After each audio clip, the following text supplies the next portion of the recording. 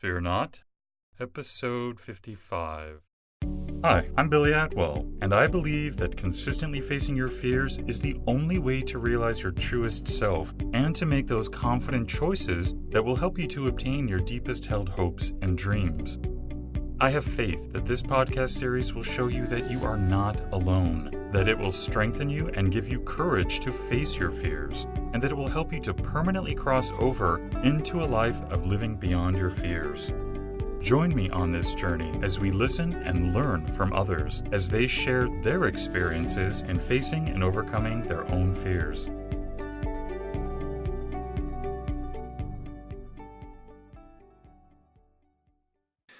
Hello, everybody. Today, you and I are going to be joined by Dr. Blaise Aguirre. Welcome, Blaise. How are you today? Good, thanks. Thank you very much for having me on your podcast. Yeah, it's my pleasure. Are you ready to fear not today? Absolutely. Dr. Blaise Aguirre is an expert in child, adolescent, and adult psychotherapy, including dialectical behavior therapy and medication evaluation and management. He is the founding medical director of 3 East Girls Intensive and Step Down programs, unique residential DBT programs for young women exhibiting self-endangering behaviors and borderline personality disorder traits. Dr. Aguirre has been a staff psychiatrist at McLean Hospital since 2000 and is nationally and internationally recognized for his extensive work in the treatment of mood and personality disorders in adolescents. He lectures regularly in Europe, Africa, and the Middle East on BBD and DBT.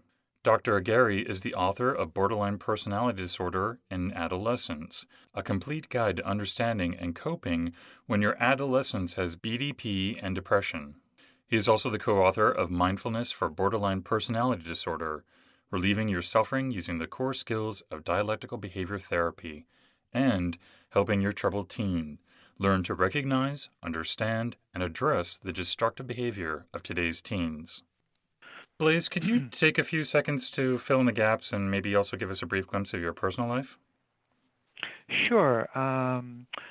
I arrived in Boston in 1990, and I live in Lexington, Massachusetts, which is a beautiful historic town just west of Boston.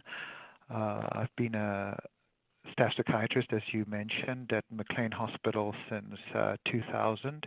And really my interest is in working with people who experience a lot of suicidal thoughts and self-injurious thoughts. Other personal things, I enjoy running marathons. I've run 56 in my life.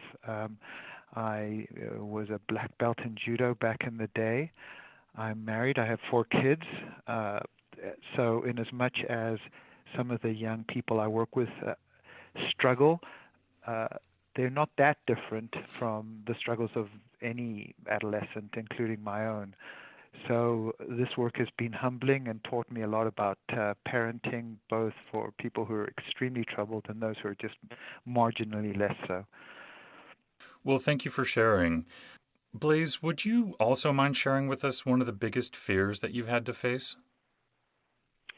Sure. I was thinking about this question for some time because I think, like most people, I've had the typical kinds of fears as a child growing up: fear of the dark, fear of heights, fear of spiders, snakes. I grew up in South Africa, actually. I went to medical school there, and the snakes in South Africa are quite poisonous. I was terrified of snakes and everything.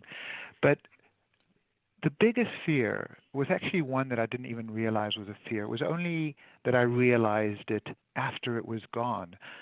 And it was a very insidious fear. And one of the things that had happened is I was always a good student and a good athlete. So people would reinforce me for all the excellence that I did. And I realized that over time I came to fear the loss of admiration of others. I always wanted to present in such a way that the people who I reported to and those who I sort of considered my superiors would be in awe of the work that I did. And what would happen is that most of the time things worked out okay. But for example, let's just say the president of the hospital would say, "I'd like you to take this patient because they're a VIP and they're very important, and you'll be good." Even if I did not think that the patient was in my area of expertise, I would take it so that the optics would look good. And and then I would get very anxious, and I would feel the tension, feel the expectation, always looking out to make sure that it looked good. So it was this incredible fear of letting people down, and losing admiration, because I didn't want to lose social standing, and I didn't want to lose professional standing. I wanted to look good. And But it was very paralyzing. It was very I felt a prisoner in my own mind in that way, because it was doing one thing at times, not always. Most of the time, I did what I thought was the right thing to do. But the optics would trump the work that I did. So so that was the fear. It was fear of losing that. And the reason I say I wasn't that aware of it is because I had on paper, I had a very successful life, and I did well, and what people saw, they generally liked. So it dovetailed nicely.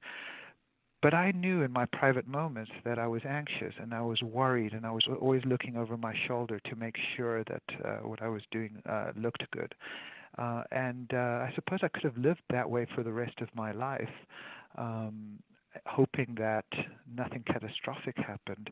And up until the moment that I lost that, things went quite well. So, how did you become aware of it, and then what did you do to overcome it? Yeah. So part of the work that I do, and I work with, as I say, very, very, very suicidal patients, very self-injurious patients, in a treatment known as dialectical behavior therapy. And within dialectical behavior therapy, there is the skill of mindfulness, this idea of being present fully, without judgment, intentionally.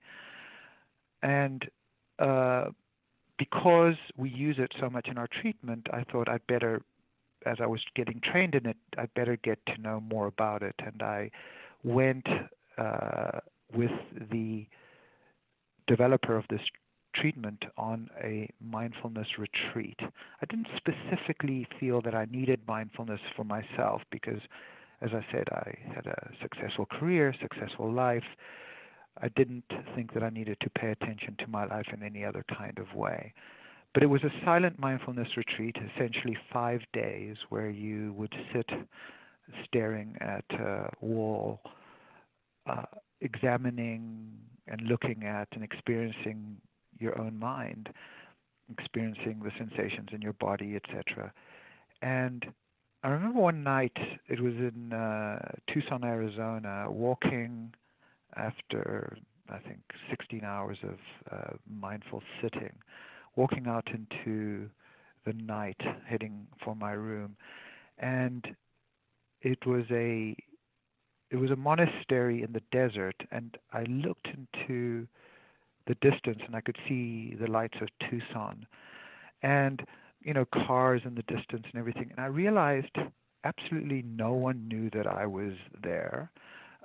No one cared that I was there. I was irrelevant in the big scheme of everything else that was going on around me. There I was, sitting comfortably, and not that comfortably, I suppose, but sitting there staring at a wall, and the world was going on. It didn't care that I was there. And I suddenly felt very, very insignificant.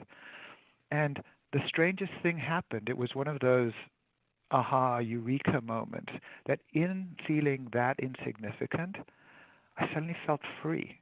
I felt liberated from whatever had been holding me captive. And in that context, I thought, this is the way I want to feel. And I started to cry, and I felt real for the first time, I think maybe ever.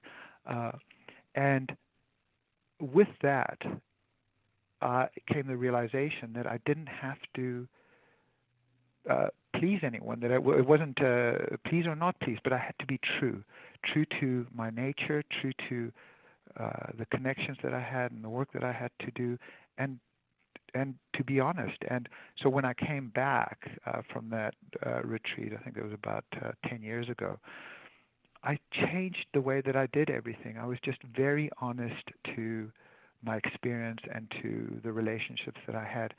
And I never felt anxious again. It was as if somebody had surgically removed the anxiety in my body, or that I had been given some permanent infusion of a drug that just took anxiety away. My muscles were intense. I slept better. My worry thoughts went away. And I just told the truth. If I would have a referral that I couldn't take, I would say, well, I can't work with this person. And I felt that I didn't have to hide anymore. And ironically, the thing that I had always feared, people thought, oh wow, you seem so much more real now, and they seem to like me even more, which wasn't the intention of what I wanted, but it was the outcome of what happened. So that was it. It was a really serendipitous cure in a sense. And it was this, again, being on retreat at silent mindfulness, retreat. So would you say that you continue this practice? Is this what you use whenever you face additional fears? Yeah, I think that fear is mostly ignorance, and by ignorance I mean not knowing. I think of it as this sort of thing.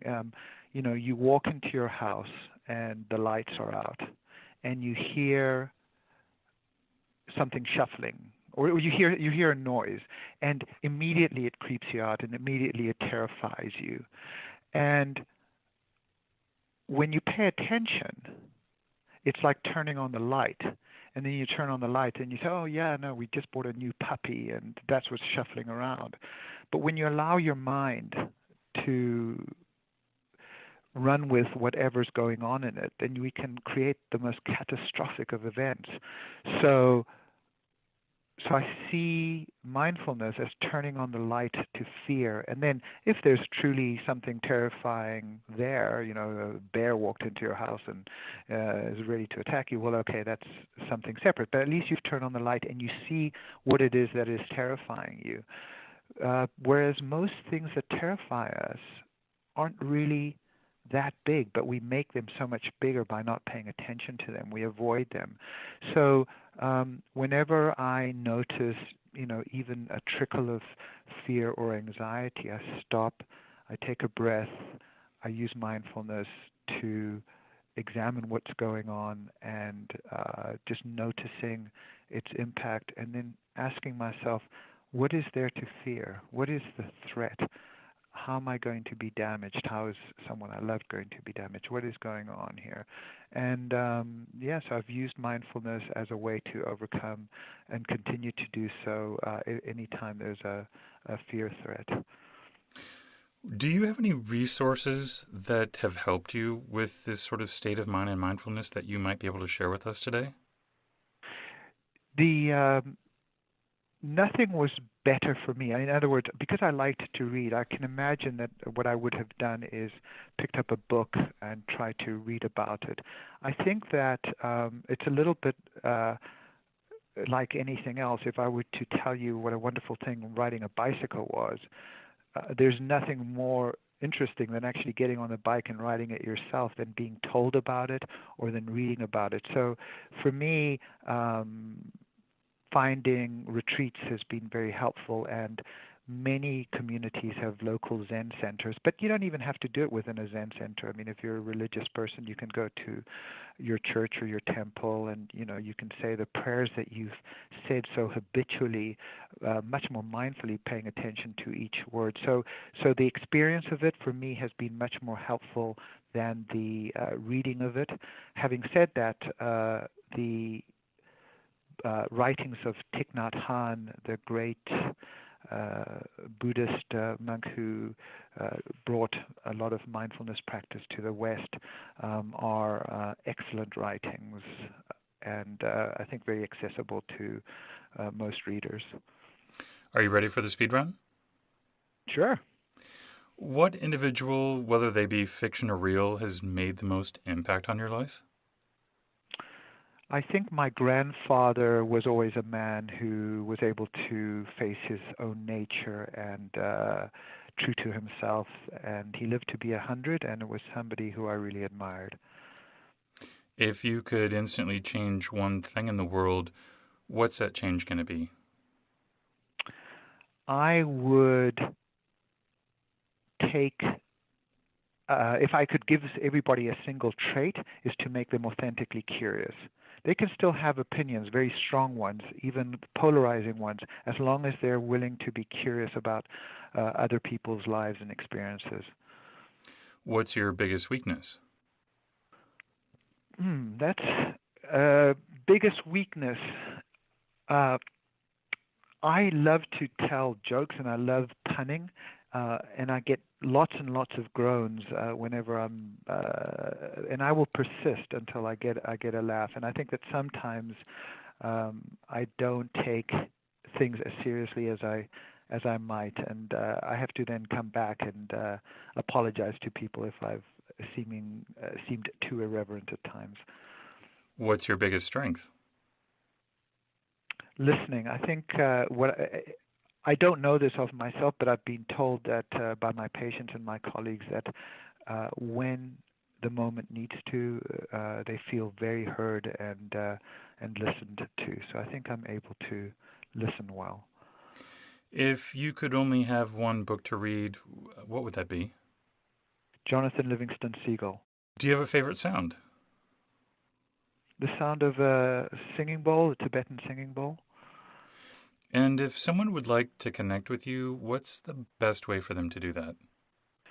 Well, my professional email is on our website, which is the number 3, the word east.org. But typically, most of the correspondence I get has to do with the work that I do, which is in the treatment of, as I say, suicidal and self-injurious adolescents.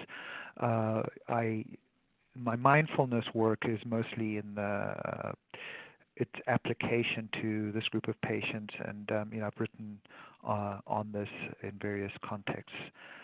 Have as you pointed out, the book Mindfulness for Borderline Personality Disorder. But in terms of reaching me, it would be through the email on our website. And what parting advice would you like to leave with us today?